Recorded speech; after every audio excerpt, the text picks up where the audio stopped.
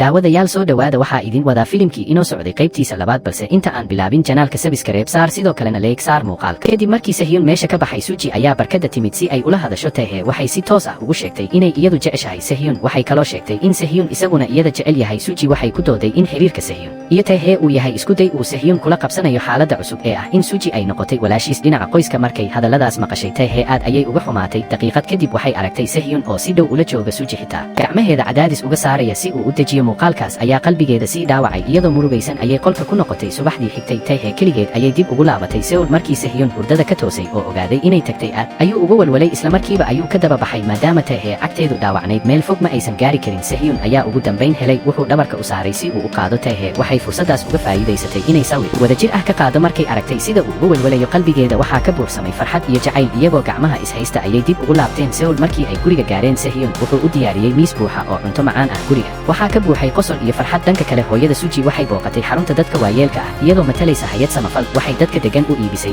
agab badan oo ay maalin kasta u baahan yihiin intii ay halkaas joogtay waxay si lama filaan ah u aragtay sawirka hooyada Sehyun oo hore deeqo ugu bixin jirtay xarunta sawirkaas markay aragtay waxay dib u xasuusatay maalin ay aragtay gaariga hooyada Sehyun waxay xasuusatay inay si quus ah albaabka gaariga u garaacaysay waxay u muuqatay in hooyada Suji ay iyaduna qarinayso sir weyn maalin kale intii ay casho la cuntaynaysay aabbaha Sehyun waxay ka hadashay fikradda ah in Suji loo diro dibadda si ay wax uga barato waxay sidoo kale isku dayday inay wax badan ka ogaato noloshiisa gaarka ah laakiin Sehyun si kulul ayuu ugu jawaabay waa inaanan iloobin sababta aan isu guursanay guurkani waa heshiis ganacsi oo keliya markay hadalkaas maqashay hooyada Suji si weyn ayay u niyad jabtay dhanka kale Suji iyo Seju iyaguna waxay ku soo laabteen Seoul markii ay gaareen albaabka guriga Suji koox wax madow xirnaa ayaa si lama filaan ah u afduubtay Seju Suji oo argagaxsan ayaa isla markiiba wacday Sehyun si ay ugu sheegto wixii dhacay markii Sehyun warka helay wuxuu ka tegay Taehae iyagoo cuntaynaya wuxuuna u baxay si degdeg laakiin markii dambe waxaa la ogaaday inaysan ahayn afduub dhab ah waxay ahayd maalinta xuska qoyska Seju qoyskiisu waxay soo direen dad si ay guriga ugu soo celiyaan maadaama uu bannaanka ku maqnaa sababtoo ah wuxuu si qarsoodi ah uga baxay guriga awowgiis ayaa si adag u garaacay wejigiisa waxaa ka muuqday nabarro iyo barar kadib markii ay cuntadii dhammaatay Taehae dibadda ayay u baxday halkaas ayay si kadis ah kula kulantay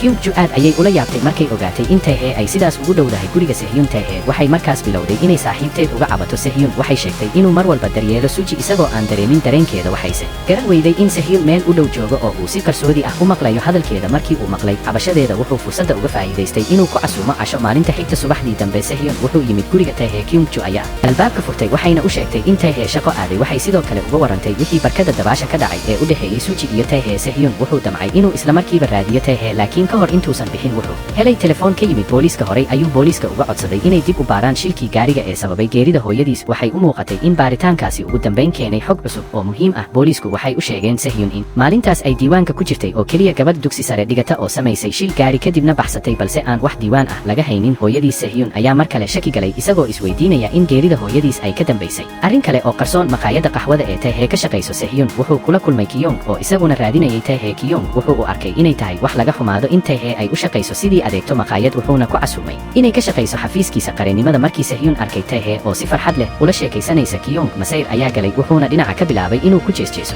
Kyung ayaa weydiiyey waxa uu xiriirkoodu yahay Taehae oo xanaaqsan ayaana si aan caddayn uga jawaabtay inuu yahay oo keliya saaxiibkeed ah qof ay si kadis ah ula kulantay haweenaydii waayeelka ahayd ee xasuus beelka qabtay ee joogtay guriga daryeelka ayaa u xiistay Sehyun waxayna si qarsoodi ah ugu soo wacday telefoon sidaas darteed Sehyun wuxuu aaday inuu booqdo dhammaan dadka ku nool gurigaas wadaadkii ayaa weydiiyey sababta Taehae aysan ula imaan dadkii oo dhan waxay maleeyeen inay iskhilaafeen sidaas darteed waxay soo saareen lacagtoodii yarayd ee jeebabka ku jirtay waxayna siiyeen Sehyun iyagoo ku leh inuu Taehae cunto ku casuumo markii uu arkay sida ay dadkaasi u daryeelayaan Sehyun aad ayuu u taabtay dareen ahaan intii uu guriga ku sii socday wuxuu arkay Taehae oo geed fuushan si ay carruurta uga caawiso inay soo dejiyaan kubad ku dhigtay isagoo ka walwalsan Sehyun si degdeg ah ayuu ugu cararay inuu caawiyo Taehae ayaa si lama filaan ah bimbiriir xatay waxayna ku dhacday gacmaha Sehyun intaas kadib waxay si wada jir ah ugu soo noqdeen guriga Sehyun ayaa mar kale u kariyey cunto macaan Taehae ayaa si kadis ah u heshay sawiradii uu Sehyun sawiri jiray waxayna mid u daalacatay iyadoo xiisaynaysa ugu dambayn waxay aragtay sawirkii Suji markaas ayay mar kale masayrtay isla waqtigaas aabaheed ayaa soo wacay si uu u arko wejiga gabadhiisa Taehae waxay ku qasbanaatay inay qolkeeda ku noqoto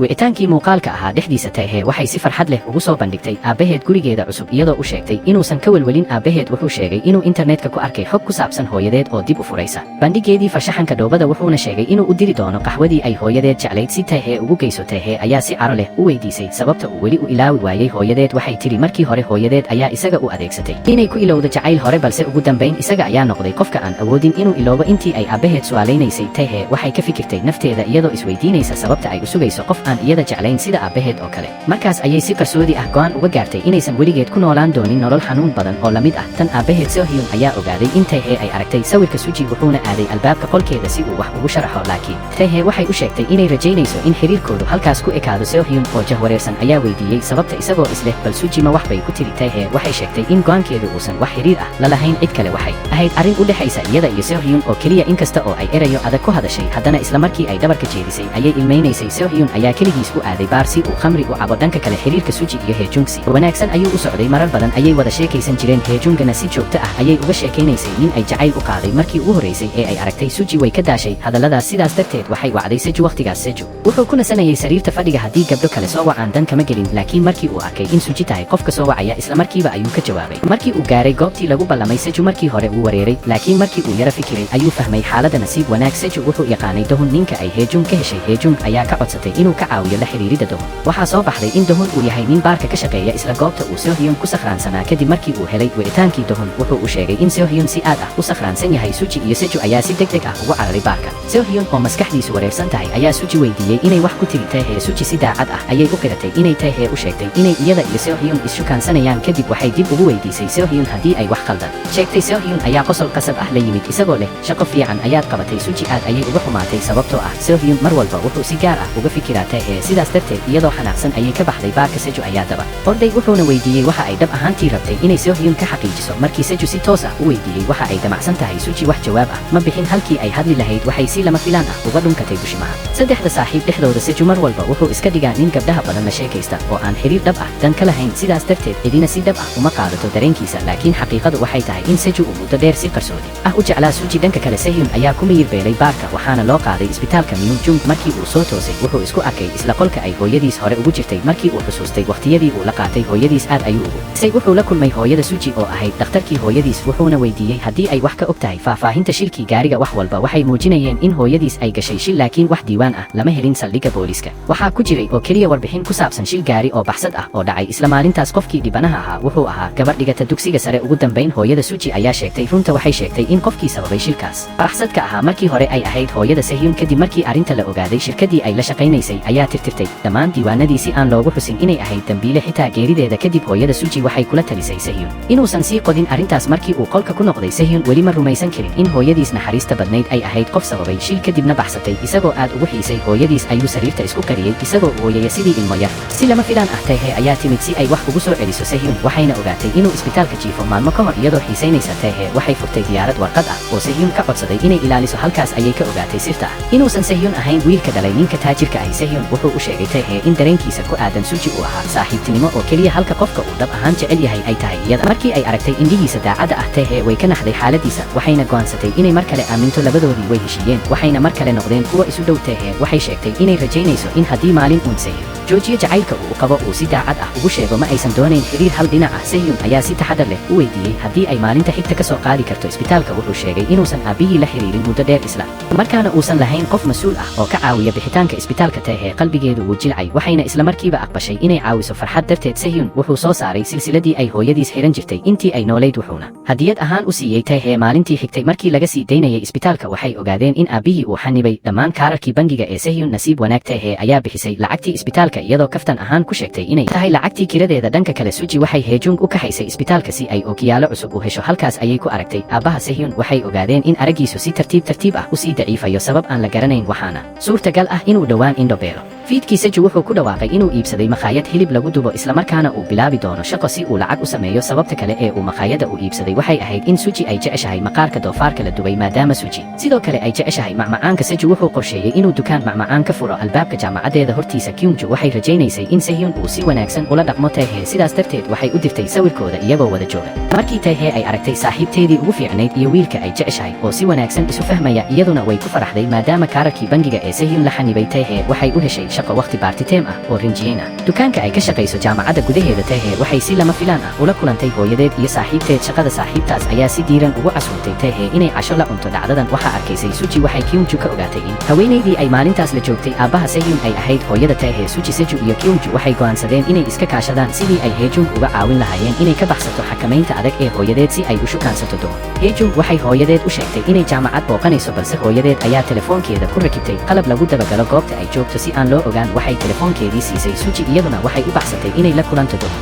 kulankoodii jacaylka ahaa si wanaagsan ayuu u dhacay, waxay xitaa u baxeen dalxiis iyo tamashle, laakiin isla markaas hooyada Hejung ayaa soo wacday iyadoo ku amraysa inay guriga ku soo noqoto si ay xisaab u barato. saaxiibadii oo dhan waxay bilaabeen inay raadiyaan hab ay waqtiga ugu dheerayaan. Kyungju waxay xitaa wacday hooyadeed si ay uga caawiso mashquulinta hooyada Hejung. markii xal kale la waayay kooxdu waxay ugu yeereen rag dhowr ah inay la cabaan, waxayna hooyada Hejung geeyeen qol heeso lagu qaado. raggaas waxaa ka mid ahaa Dohun oo markaas ka soo tegay Hejung. dhanka kale Seohyun wuxuu dhameeyey shaqadiisii rinjiyeynta wuxuuna ku sii jeeday guriga markii uu la kulmay Suji, sidaas darteed wuxuu geeyey isbitaalka. markii ay gaareen albaabka isbitaalka Suji waxay indhaheeda ku aragtay hooyadeed oo mudaaharaadayaal ukun ku tuurayaan. dadkaas mudaaharaadaya ayaa hore uga qayb qaatay soo saarista badeecad cusub oo JK ah, balse badeecadaas ayaa cilado yeelatay. Suji waxay rabtay inay cashar u dhigto dadkaas, laakiin Seohyun ayaa qabtay oo ka fogeeyey goobta. inkasta oo Suji mar walba ka hor iman jirtay hooyadeed, haddana markii ay aragtay inay dhibaato ku jirto kama labayn inay garab istaagto iyadoo qalbi jaban. Suji waxay Seohyun ku tiri aan isguursano. waxay rumaysnayd in haddii iyaga laftoodu isguursadaan waalidkood lagu qasbi doono inay joojiyaan heshiiska guurka ee u dhexeeya. ma aysan awoodin inay daawato hooyadeed oo uu Seohyun aabihii u isticmaalayo dano gaar ah, laakiin markan Seohyun uu diiday. hadda qalbigiisa waxaa ku jiray Tae oo keliya. caradii ay qabtay darteed Suji si kama ah ayay u xustay in aabaha Seohyun uu xiriir la leeyahay haweeney kale. Seohyun ayaa isla markiiba weydiiyey qofka ay tahay, balse Suji wax jawaab ah ma siin weyna iska dhaqaaqday. Seohyun isagoo fikir badan la daalaa dhacaya ayuu guriga ku noqday, halkaas oo uu ka helay Tae oo sugaysa. waxay wada aadeen qolka Tae halkaas oo ay baasto ku cunayeen, xidigahana daawanayeen iyagoo si farxad leh u sheekaysanaya. waqtigaas ayaa niyadda Seohyun si weyn hagaagtay. markii uu qolkiisa ku noqday wuxuu doonayay inuu sawir ka sameeyo wejiga Tae, laakiin ma awoodin inuu sawirkiisa ku muujiyo dhoola cadaynteeda quruxda badan. sidaas darteed wuxuu si degdeg ah ugu orday gurigeeda isagoo ka codsaday inay mar kale u dhoola cadayso. markii uu arkay wejigeeda ifaya iyo dhoola cadaynteeda quruxda badan, Seohyun qudhiisu wuu qoslay. dhanka kale hooyada Suji aad ayay maskax ahaan u burburtay kadib weerarkii mudaaharaadayaasha. xoghayaha Dun ayaa ku sumay inay cabitaan wada qaataan intii ay gaariga ku jireen. wuxuu u sheegay sir weyn, Seohyun ma aha wiilka dhabta ah ee Sukhoon. hooyada Suji aad ayay uga naxday arrintan. waxa kale oo uu sheegay in sababta Sukhoon si degdeg ah ugu noqday madaxweyne ku-xigeenka shirkadda ay ahayd in ayeeyada qoyska ay si gaar ah u jeclayd Seohyun, sidaas darteedna ay si qasab ah mas-uuliyadda ugu dhiibtay Sukhoon. xoghayaha Dun wuxuu kula taliyey inay iska casisho xilka madaxweyne ku-xigeenka oo aysan nafteeda sidaas u daarin, laakiin iyadu waxay ku jawaabtay in noloshan adag ay tahay noloshii ay weligeed doonaysay. maalin kale Suji iyo Seju ayaa wadada ku wada socday. Seju wuxuu geeyey goob yar oo lagu dubo hilibka. nasiib darro halkaas ayay ku arkeen aabaha Seohyun iyo hooyada Tae oo wada cashaynaya. markaas ayay Suji ugu dambayn ogaatay in haweeneyda uu aabaha Seohyun la socdo ay tahay hooyada Tae. markii ay dib u xasuusatay tilmaamihii ay hore u aragtay, Suji waxay dareentay in jacaylkii iyo dadaalkii hooyadeed aan qiimo loo hayn. dhanka kale Seohyun markii uu wax yar cabay wuxuu mar kale jacaylkiisii hore u qirtay dareenkiisa. wuxuu ka codsaday inay dib isugu soo laabtaan isagoo ballan qaaday inaan waxba isbedeli doonin. Youngwon ayaa rumaysatay daacadnimadiisa. labadoodii si adag ayay hab isku siiyeen sannado badan ka hor. kadib markii ay kala tageen, Youngwon waxay wadada kula kulantay aabaha Tae. waxay isku barteen caraf cadar ah oo gaar ah, kadibna way isguursadeen waxayna dhaleen ilmo. maalintaas Seohyun waxaa shirkadda ugu yeeray aabihii. warar sheegaya in Seohyun loo dhigay isbitaal sababo la xiriira daroogo ayaa faafay, taasoo sababtay in saamiyada J Group hoos u dhacaan. Seohyun aad ayuu uga carooday arrintan. Seohyun ayaa mar kale weydiiyey haweeneyda uu la socdo qofka ay tahay, isagoo sheegay inuu baaritaan ku samayn doono. hooyada Suji ayaa isku dayday inay xaaladda dejiso. waxay soo jeedisay in Seohyun loogu sameeyo baaritaan caafimaad isbitaalka ay maamusho. markii natiijooyinka la shaaciyo, warbaahintu waxay joojin lahayd faafinta xanta, laakiin aabaha iyo wiilka labaduba way diideen. sidaas darteed kulankii wuxuu ku dhammaaday jawi aad u xun. saamilayda J Group ayaa sidoo kale ka walwalsanaa fadeexadda daroogada iyo wararka la xiriira laaluush siyaasadeed. hooyada Suji waxay soo jeedisay in Myung Group qabato shir jaraa'id si loo caddeeyo xaqiiqda. dhanka kale Kyung ayaa aaday maqaayadda qaxwada oo ay Tae uga sheegtay wararka daroogada ee ku saabsan Seohyun. Tae ayaa si adag ugu jawaabtay. waxay ku tiri qof aan kala saari karin sax iyo qalad inuusan xaq u lahayn inuu noqdo qareen. Tae aad ayay uga walwalsanayd. Seohyun waxay ku sugtay jidka uu guriga ku soo noqonayo. markii ay aragtay isagoo murugo badan si degdeg ah ayay ugu orday oo si adag ayay hab u siisay. Seohyun ayaa markaas gurigeeda u raacay. halkaas ayuu ku arkay iyada oo shaqooyinkeedii waxbarasho ku dhex qabanaysa guri aad u qasan. Seohyun oo qurux badan isla markaana naxariis leh ayaa ka caawiyey nadiifinta guriga. muddo yar gudaheed qolka oo dhan wuxuu noqday mid nadiif ah oo hagaagsan. subaxdii xigtay Seohyun wuxuu Tae ku qasbay inay orod yar sameeyaan. Tae aad ayay u daashay waxayna fadhiisatay dhulka. Seohyun ayaa si tartiib ah u qaaday oo kursi geeyey. isla waqtigaas kubad ayaa dhinacooda ku soo duushay. Tae waxay isku dayday inay Seohyun ka ilaaliso in kubadda madaxa kaga dhacdo, laakiin iyada lafteedu way dhacday, gacanteedana way dhaawacantay. Seohyun ayaa daawo mariyey dhaawaceeda. Tae waxay tiri inay ku faraxsan tahay in kubadda aysan madaxa isaga uga dhicin. dhanka kale macallin ayaa Suji ku casumay inay bandhig samayso. Suji aad ayay ugu faraxday iyadoo u malaynaysa in hibadeeda la aqoonsaday, laakiin markiiba macallinku wuxuu ka codsaday inay ka caawiso sidii Jikal Jalaal Foundation u maalgelin lahayd mashruucooda. markaas ayay Suji ogaatay in tani ahayd ujeedada dhabta ah ee martiqaadka. iyadoo dareentay in la isticmaalay aad ayay u xanaaqday. waxay markaas u tagtay maqaayadda hilibka lagu dubo ee Seju. halkaas telefishinka waxaa ka socday shirkii jaraa'id ee hooyadeed. saxaafaddu waxay weydiinayeen su'aalo adag oo xasaasi ah. nasiib wanaag maadaama ay hore ugu diyaar garowday si xirfad leh ayay uga jawaabtay dhammaan su'aalihii Suji. markii ay aragtay in hooyadeed loo adeegsanayo danaha JK Group aad ayay uga carootay waxay qaadatay majalad ay ku qornaayeen wararka guurka hooyadeed iyo aabbaha Sehun kadibna waxay tagtay bandhiga farshaxanka ee hooyada Taehe iyadoo iska dhigaysa qof xiisaynaya bandhiga ayay weydiisatay saxiix markii Yoonggwon ay aragtay wararka ku saabsan guurka wajigeeda isla markiiba uu isbedelay waxay moodaysay inay ugu dambayn la noolaan karto ninka ay jeceshahay balse waxay ogaatay in la khiyaameeyey Suji ayaa dib ugu noqotay shirkadda halkaas oo Sehun uu yimid labadoodu way wada sheekaysteen Sujina waxay uga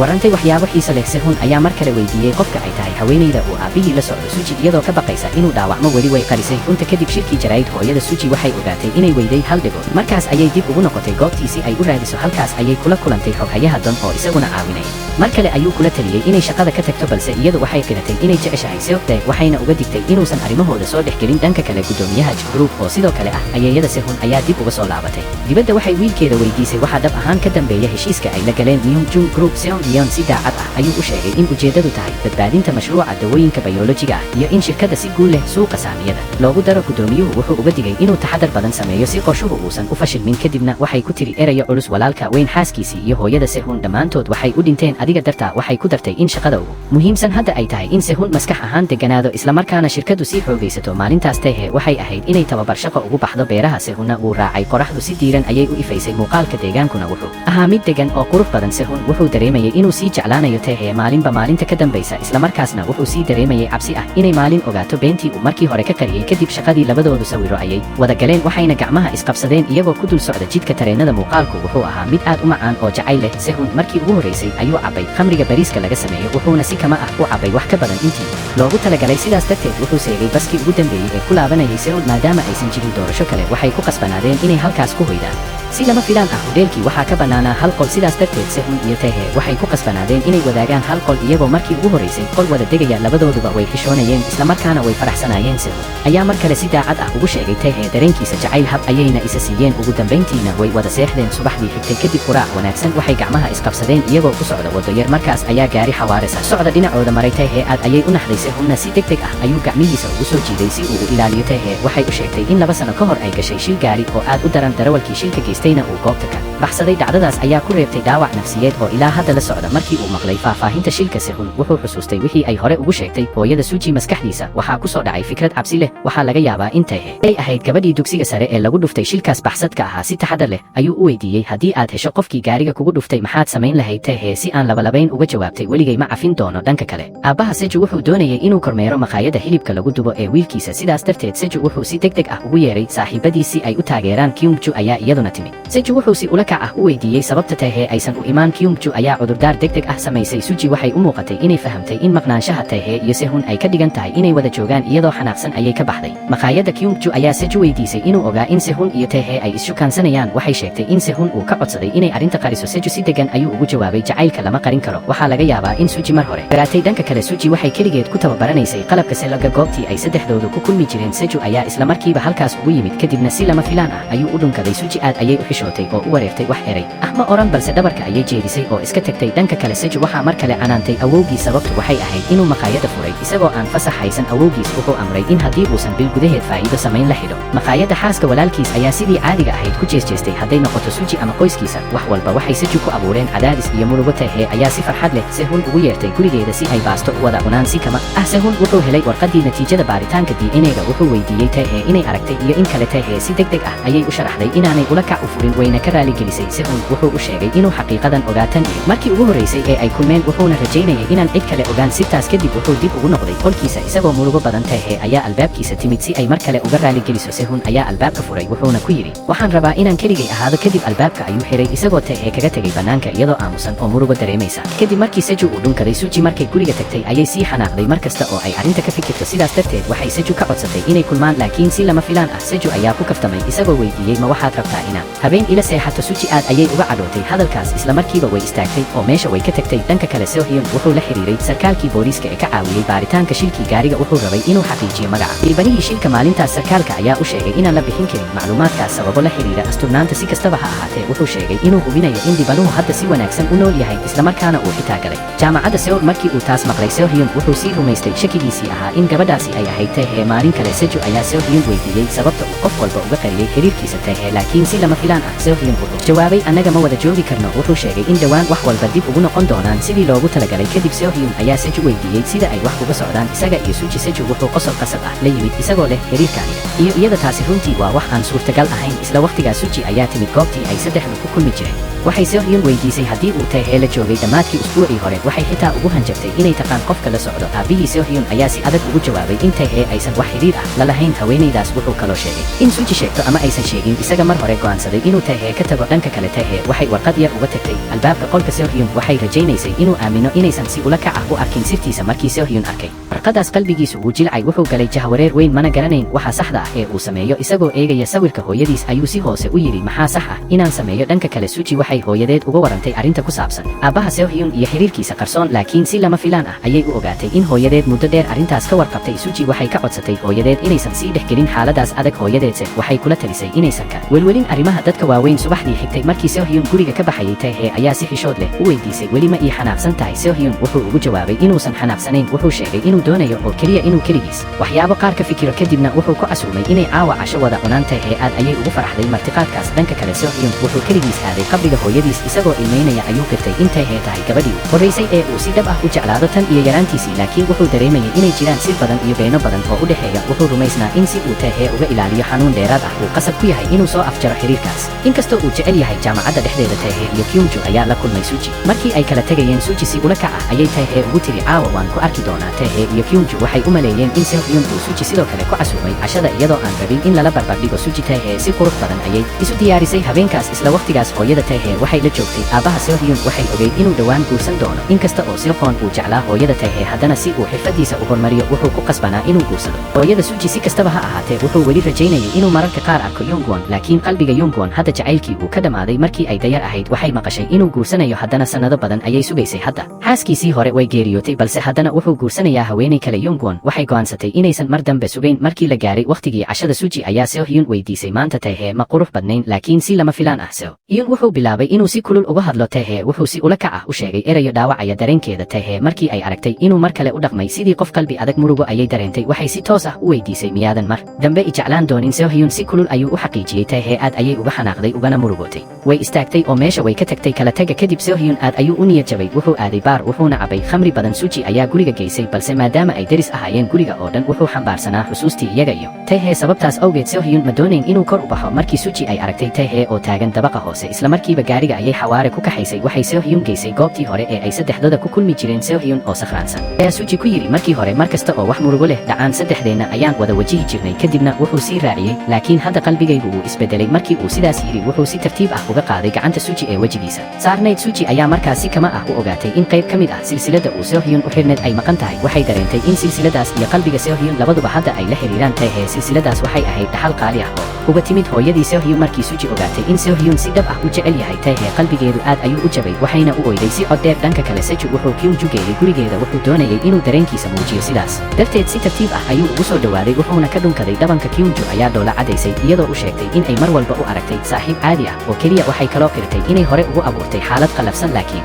markii ay gudaha guriga gashay waxay ku dhacday gacmaha hooyadeed iyadoo si daran u ooyeysa dhunkashadaas ayaa xaqiijisay dareen ay hore u qarsanaysay waxay garatay inay dhab ahaan jeceshahay Seju laakiin isla markaas waxay fahamtay in qalbiga Seju uu qof kale ku jiro iyadoo aan rabin inay xaaladda sii adkaysato Kyungju waxay go'aansatay inay dareenkeeda iska ilowdo dhanka kale hooyada Haejun waxay booqatay hooyada Suji waxay rabtay in isbitaalka Yongjang uu bixiyo warbixin caafimaad oo been abuur ah si wiilkeeda looga dhaafo adeega militariga laakiin hooyada Suji si adag ayay u diiday waxay sheegtay in isbitaalkoodu aanu weligii soo saari doonin shahaado been ah hooyada Haejun ayaa xanaaqday waxayna ku eedeysay inay aad u adag tahay waxay kaloo xustay inay aragtay aabaha Seohyun oo isbitaal kale u tagay baaritaan indhaha ah si lama filaan ah aabaha Seohyun ayaa keenay digaag shiilan iyo biir isagoo u yimid hooyada Suji waxay weydiisay inuu xanuunsan yahay iyo in kale laakiin Seyonkun wuxuu ku jawaabay inuu caafimaad qabo isla markaana aysan ka walwalin dhanka kale Tae aad ayay uga murugootay kala tagii Seohyun si kastaba ha ahaatee markay aragtay in Hyunju iyaduna aad uga murugaysan tahay oo aysan wax cunayn ama cabayn waxay isku dayday inay xoog yeelato waxay saaxiibteed geysay meel lagu cuno cuntada ay ugu jeceshahay Tae waxay iska dhigtay qof adag iyadoo leh aniguna jacayl uma baahni kadib hooyada Hyunju ayaa aad ula dhacday Tae sababtoo ah waxay ahayd gabar caqli badan oo qurux badan sidaas darteed waxay u soo bandhigtay shaqo macalin si ay lacag dheeraad ah u hesho hooyada Haejun oo meel u dhow joogtay ayaa maqashay wada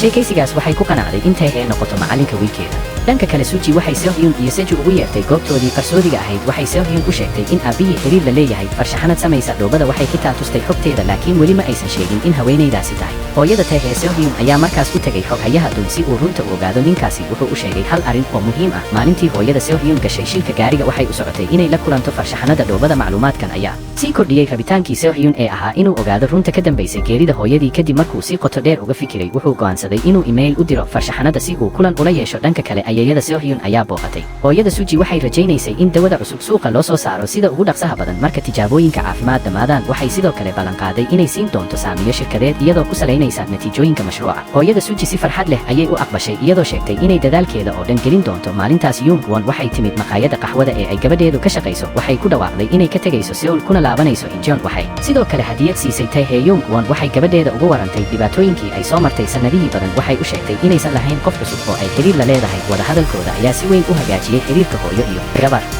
dhanka kale maadaama daawada cusub la rabay in la suuq geeyo hooyada Suji waxay ku jirtay cadaadis aad u weyn waxay marar badan ku qasbanaatay inay daawooyin qaadato Suji way u adkaysan kari weyday markay aragtay sida hooyadeed isu daalinayso sidaas darteed waxay codsatay kulan ay la yeelato aabbaha Seohyun kulankaas Suji si toos ah ayay u tiri ma daawan karo hooyaday oo J Group uu adeegsanayo danahooda kadib waxay soo jeedisay inay iyadu guursato Seohyun waxay aaminsanayd in sidaas labada qoysba faa'iido ganacsi ka heli doonaan aabbaha Seohyun na uu sii arki karo qofka uu dhab ahaan jecel yahay markii uu maqlay soo jeedintan Seohyun aad ayuu uga fikiray wax yar kadib wuxuu u sheegay hooyada Suji wixii ay gabadheedu soo jeedisay taasi aad ayay uga yaabisay Seohyun ayaa si degan dejiyay xaaladda wuxuu sheegay inuu og yahay in hooyada Suji aysan guurka u arkin heshiis ganacsi oo keliya laakiin haddii carruurtu ka soo horjeedaan guurkaasi ma hirgeli karo hooyada Suji waxay adkaysatay in carruurtu aysan arrintan shaqo ku lahayn waxay sheegtay inay sii wadi doonto shaqadeeda nasiib darro natiijooyinka tijaabooyinka caafimaad ma noqon sidii la filayay si daawada suuqa loogu soo saaro si degdeg ah hooyada Suji ugu dambayn waxay aqbashay inay caawiso hooyada Hyejung oo ay siiso warbixintii caafimaad ee beenta ahayd beddelkeeda waxay heli lahayd taageero siyaasadeed oo mashruuca ka caawisa